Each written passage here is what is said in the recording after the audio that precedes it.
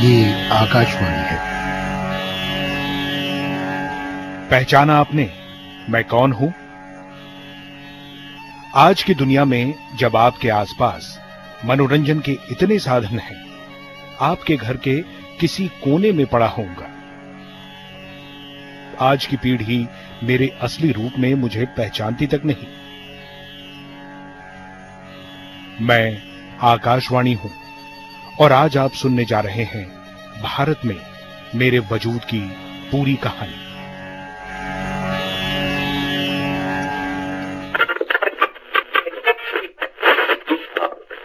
ये Sri Lanka broadcasting corporation का विदेश विभाग है। आपका पुराना साथी रेडियो सिलोन। बहनों और भाइयों, आइए जल्दी से आ जाइए अपने रेडियो के पास। आइए सुने कार्यक्रम हवा महल। ये आकाशवाणी है। This is All India Radio. हम भारत से ये फरमाइश जो करते हैं बस थोड़ी ही देर बाद।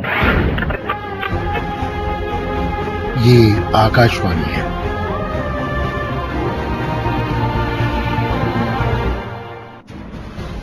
बीसवीं सदी में मैं हिंदुस्तान के अब तक के सबसे लंबे इतिहास का गवाह रहा हूं और हर दौर में आपके और इतिहास के बीच अहम कड़ी रहा हूं। आपसे पहले की पीढ़ियां, आपके पिताजी, आपकी मां, आपके दादा दादी मेरी ही बजाय धुनों पर गुनगुनाया करते थे। वो भी क्या दिन थे जब आप मुझे हमेशा अपने दिल से लगाए रहते थे। और साहब, अब आने वाला है इस वर्ष का टॉप हिट गीत, जिसने इस साल की लोकप्रियता के सभी रिकॉर्ड्स तोड़ दिए हैं और शरारत की एक खलबली सी मचा दी है। कभी फिल्मी गाने तो कभी खबरें। ये आकाशवाणी है। अब आप समाचार सुनिए। कभी देश दुनिया की हालात की बात तो कभी समाज और संस्कृति पर आधारित नाटक। आइए सुने कार्यक्रम हवा महल। पिछली पीढ़ियों ने मेरी ही सुनी सुनाई खबरों पर सबसे ज्यादा यकीन किया। बात क्रिकेट की हो या फिल्मों की, रेडियो के बिना तब किसी का कोई वजूद नहीं था। रेडियो का जो महत्व है वो ये है कि एक बहुत लीस्ट कॉस्ट, मतलब बहुत कम पैसे में एक बहुत बड़े क्षेत्र में एक बहुत बड़े जन समुदाय को उनसे बात की जा सकती है, उनका मनोरंजन किया जा सकता है, उनके साथ में संवाद किया जा सकता है। मेरा खुद का इतिहास भी उतना ही गौरवशाली रहा है जितना कि आज के नए रूप में मेरा वर्तमान है। मैं आज देश में 277 चैनल के जरिए 23 भाषाओं और 146 बोलियों में कार्यक्रम प्रसारित करता हूं। आकाशवाणी की पहुंच देश के 92% क्षेत्र और कुल जनसंख्या के 99.18% तक है। दुनिया के 25 देशों तक भी मेरी सीधी पहुंच है। ऑल इंडिया रेडियो बनने के बाद में एक बहुत बड़ी जिम्मेदारी थी इस बात की कि इतना बड़ा देश जिसमें इतने धर्म, इतनी जातियां, इतनी संस्कृतियां, सब कल्चर, सब कुछ है, इतनी भाषाएं हैं, इन भाषाओं के बीच में भी कई बोलियां हैं। लोग एक दूसरे को नहीं समझ सकते थे। हिंदी का इतना प्रचार नहीं था, अंग्रेजी तो कितने लोग जानते थे, बहुत ही कम। तो इन लोगों के बीच में आपस में संवाद का एक जरिया ये आकाशवाणी बना। हालांकि 8 जून 1936 को पहली बार मुझे पहचान मिली और मैं ऑल इंडिया रेडियो के नाम से जाना गया। ये वो दौर था जब देश गुलाम था और आजादी की लड़ाई जारी थी। आजादी के वक्त मेरी पहुंच सिर्फ 11% लोगों तक थी, लेकिन आज आकाशवाणी 99% लोगों तक अपनी पहुंच रखता है। 1936 से लेकर आज तक मैंने देश और दुनिया के हर रूप को देखा है। मैंने दूसरा विश्व युद्ध देखा और भारत के साथ साथ पूरी दुनिया को सुनाया।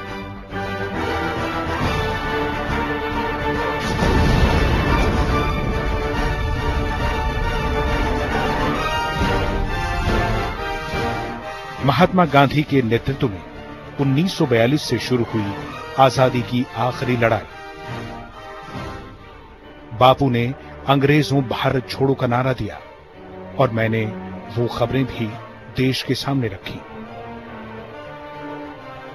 उस वक्त मतलब ये एक ऑल इंडिया रेडियो की जिम्मेदारी बना दी गई थी बाय गवर्नमेंट ऑर्डर कि जितने भले ही एक बात थी कि ये जितने भी लोग आज़ादी के आंदोलन में हमारे नेता सरकार के खिलाफ थे, लेकिन किसी एक समझदार आदमी ने सरकार के एक डिसीजन उस वक्त भी लिया कि भाई इतिहास के लिए ये क्या बोला जा रहा है इसको दर्ज करके रखो। इसलिए जितने भी बड़े नेताओं के भाषण थे वो सारे के सारे ऑल इंडिया रेडियो मतलब जहां तक होता था रिकॉर्ड करता था। वक्त बदला। 1947 में भारत आजाद हुआ। हमने देश की आजादी के इतिहास को बनते हुए पूरे देश और दुनिया को सुनाया। जब देश के पहले प्रधानमंत्री ने 14 अगस्त की आधी रात को देश के नाम ऐतिहासिक संबोधन किया, trust with destiny. At the stroke of the midnight hour, when the world sleeps, India will awake to life and freedom. Bharat की आजादी का जश्न एक दिन चला, लेकिन बंटवारे का दर्द आने वाली पीढ़ियों तक ने भुगता। लेकिन खुद बंटवारे पर गांधी जी ने क्या सोचा और बंटवारे को रचने वाले मोहम्मद अली जिन्ना की सोच क्या थी, मैंने सब सुनाया। अगर पाकिस्तान के लोग सचमुच इस तरह से पाक बन जाए, दिल साफ हो जाए, दिल में एक और कहना दूसरा और करना तीसरा, वो तो नहीं है। उसमें सिर्फ पाकिस्तान वो तो 200 साल हो जाता है। लेकिन अगर वो बदलता है और शक्ल बदले तो वो तो अपना बिल्कुल साफ कर दिया हो। यहाँ शैतान में रहता है, खुदा बिराजता है। ऐसा कर ले तो कह सकते हैं कि जन्नत बाहर नहीं पड़ा है, जन्नत तो यहाँ है। हमें जो दुख दिया गया है उसका मिसाल तारीख में नहीं मिलता, मगर हमें पाकिस्तान को कायम रखने के लिए अभी और कुर्बानी करना होगी। मुसलमान मुसीबत में घबराया नहीं करता, हमारे हौसले बुलंद है।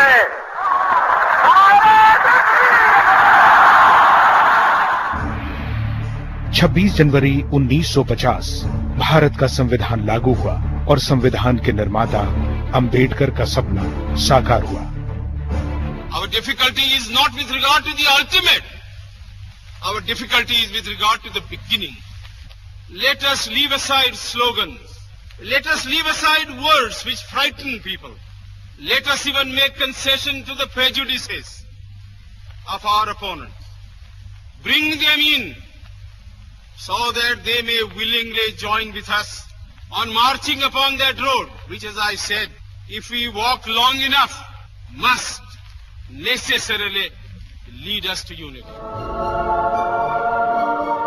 भारत का लोकतंत्र और मजबूत हुआ और रविंद्रनाथ टैगोर का लिखा जन गण मन आधारिक तौर पर राष्ट्रगान बना।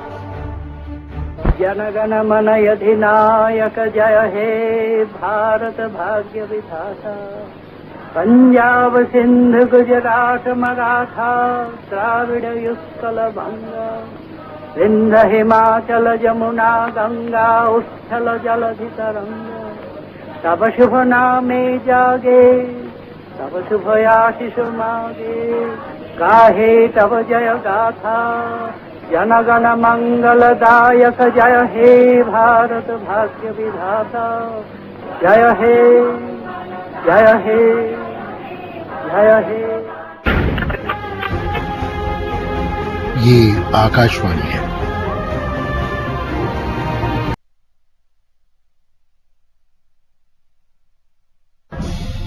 पहली बार 1952 में लोकसभा का चुनाव हुआ, लोकतंत्र मजबूत हुआ।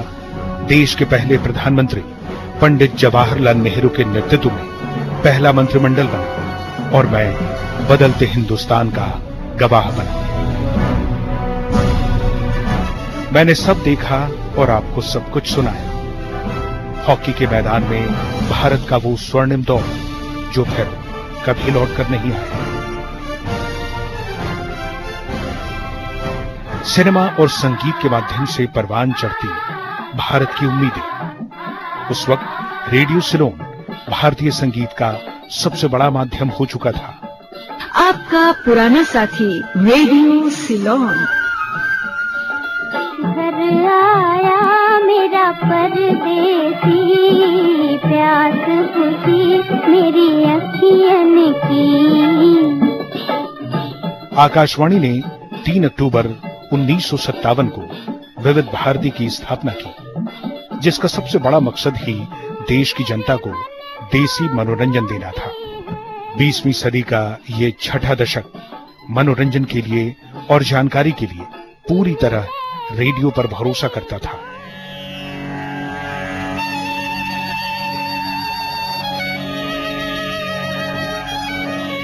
सुबह होते ही आकाशवाणी की सिग्नेचर ट्यून की धुन हर उस चुनिंदा घर से आने लगती थी जिनके पास रेडियो था।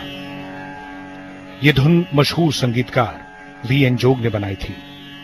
इस धुन में ब्रह्मांड में गूंजते ओंकार नाद का सस्वर है। सुनिए एक बार फिर।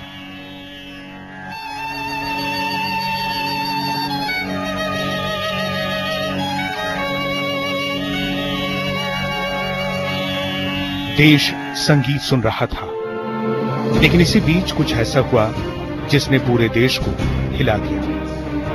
भारत के पड़ोसी देश चीन ने भारत पर हमला बोल दिया। चीन के इस अचानक हमले ने पूरे देश को जैसे थर्रा दिया। जवाहरलाल रेडियो पर आए। There are not many instances in history where one country, that is India, has gone out of her way to be friendly and cooperative with the Chinese government and people, and then for the Chinese government to return evil for good and even go to the extent of committing aggression and invade our sacred land. I invite all of you, to whatever religion or party or group you may belong, to be comrades in this great struggle that has been forced upon us. I have full faith in our people and in the cause and in the future of our country. Jai Hind. 1964 में नेहरू की मौत हो गई। As the news spread, the very heart of India seemed to break. The grieving citizens of Delhi gathered at his house for a last glimpse of their beloved leader. देश के प्रधानमंत्री बने लाल बहादुर शास्त्री, और इसी के बाद 1965 में पाकिस्तान ने भारत पर हमला बोल दिया। भारत ने ये जंग जीती और दोनों देशों के बीच रूस के ताशकंद में समझौता भी हुआ। ताशकंद के समझौते के दौरान ही संदिग्ध हालत में लाल बहादुर शास्त्री की मौत हो गई। देश की सत्ता की कमान जवाहरलाल नेहरू की बेटी इंदिरा गांधी के हाथों में आई, और एक बार फिर इंदिरा गांधी के सामने पाकिस्तान की ओर से आई चुनौती, जब 1971 में पाकिस्तान उसके पूर्वी हिस्से में मचे हाहाकार को मुद्दा बनाकर भारत पर हमला बोल दिया।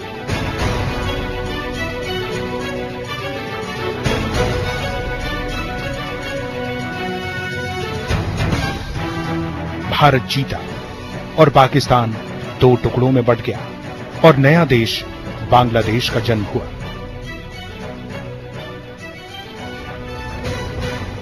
उन्नीस 1974 में पोखरण में पहला परमाणु परीक्षण हुआ और 1975 में आर्यभट्ट के नाम से अंतरिक्ष में पहला सैटेलाइट भेजा गया। विज्ञान और तकनीक के क्षेत्र में भारत की यह पहली बड़ी उपलब्धि थी।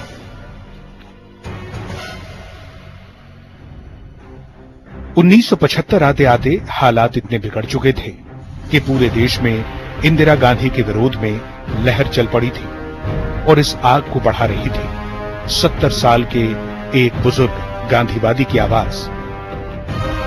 लोकनायक जयप्रकाश नारायण की आवाज।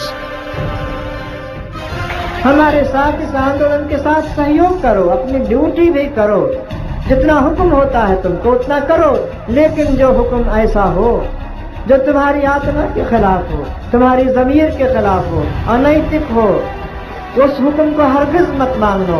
ये तो महात्मा गांधी जी का हुक्म था अंग्रेजी राज के जमाने में। इंदिरा गांधी ने 26 जून 1975 की आधी रात को पूरे देश में आपातकाल का ऐलान कर दिया और इस खबर को पहुंचाने का माध्यम बनाया गया मुझे, ऑल इंडिया रेडियो। भाइयों और बहनों, राष्ट्रपति जी ने आपातकाल की घोषणा की है। इससे आतंकित होने का कोई कारण नहीं है। इस शांति को हमें बनाए रखना है और हमको ये समझना है कि लोकतंत्र में भी हद होते हैं जिनको पार नहीं कर सकते।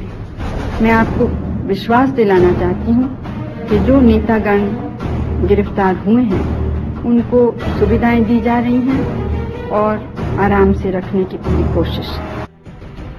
अब अगर आप सरकार के पार्ट हैं तो सरकार अपनी बात तो कहेगी, ये तो लाजमी बात थी, लेकिन फिर भी ऑल इंडिया रेडियो में एक प्रोफेशनलिज्म था जो कि बैलेंस करता था कई चीजों को।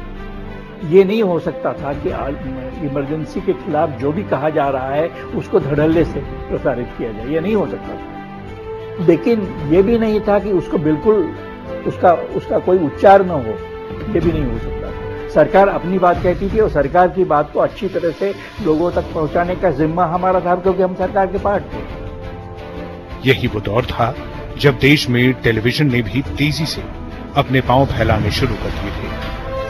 रेडियो पर खतरा आने लगा था।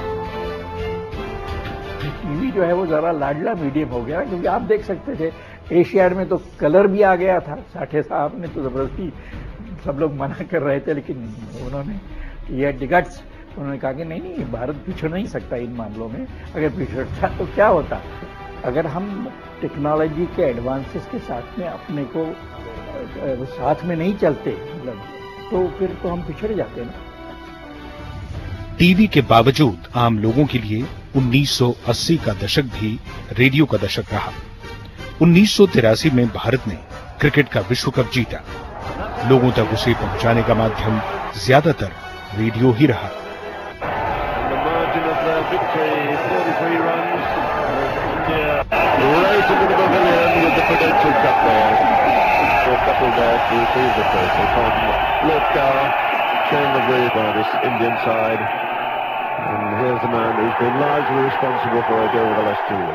क्रिकेट को इस तरह से पॉपुलर करने में रेडियो का ही श्रेय रहा है।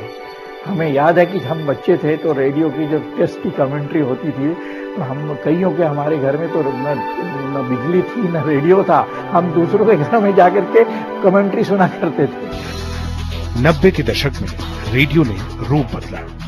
विविध भारती के अलावा अब हमारे पास एफएम भी आ गया, यानी मनोरंजन का ज्यादा विकल्प।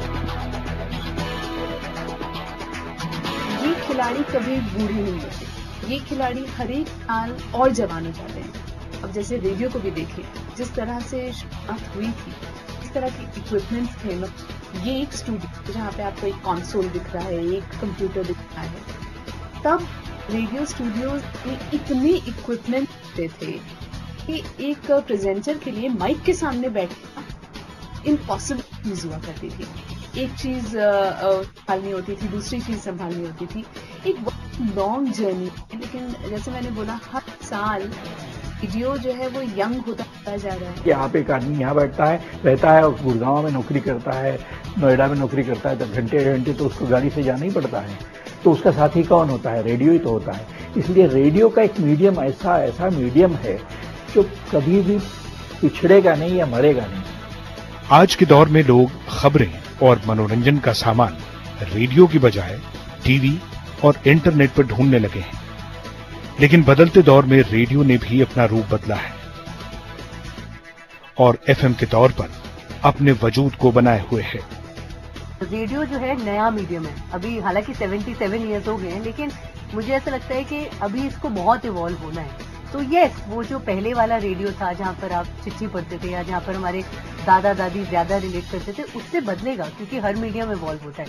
तो I am sure this will evolve, लेकिन बेहतर के लिए बदलेगा। हर साल रेडियो जो है वो यंग होता चला जा रहा है। बात ये कि हम कितने भी हम पे उम्र चढ़ जाए, लेकिन दिल हमेशा जो है उसको बोलते हैं जवानी की तरफ ही जाता है। इसलिए तो we should always stay young. अगर जरूरतें बदल रही हैं तो हम भी बदल रहे हैं, क्योंकि हम आपकी जरूरत कल भी थे, आज भी हैं और कल भी रहेंगे।